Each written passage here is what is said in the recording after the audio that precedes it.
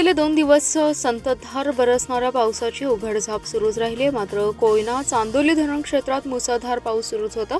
कोयना धरणातून दुपारी 12,455 क्युसेकवरून 19,537 क्युसेकने विसर्ग करण्यात आलाय. चांदोलीतून 3,860 क्युसेक विसर्ग सुरू राहिलाय. कृष्णा आणि वारणा नद्यांच्या पाणी पातळीत दिवसभरात 4 फुटांनी वाढ झाली आहे. सांगलीतील आयर्विन पुलाची पाणी पातळी सायंकाळी 26.9 फुटांवर पोहोचली. दरम्यान 5 दिवसांपासून जिल्ह्यात पावसाचा जोर वाढला होता, परंतु बहुतांशी भागात पावसाची उघडझाप सुरू राहिली आहे. पश्चिम भागातील शिराळा, वाळवा आणि पलूस तालुक्यात रिमझिम पावसाच्या सरी बरसल्या. पूर्व भागातील तासगाव, कवठेमहांकाळ, खानापूर तालुक्यातील काही ठिकाणी पावसाने हजेरी लावली आहे.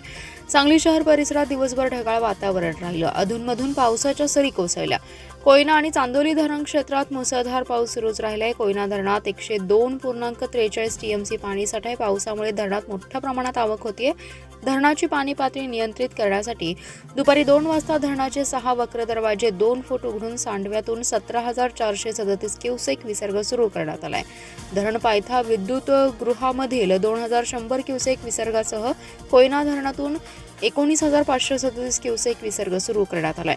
चांदोली धरण क्षेत्रात पाऊस सुरूच राहिल्याने धरणातून सलग दुसऱ्या दिवशी 3,860 क्युसेक विसर्ग सुरूच आहे.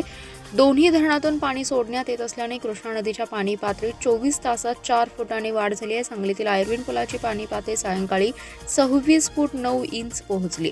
दोन्ही नद्यांच्या पाणी पातळीत वाढ होणार असल्याने नदी पात्राजवळील नागरिकांना सतर्कतेचा इशारा देण्यात आलाय.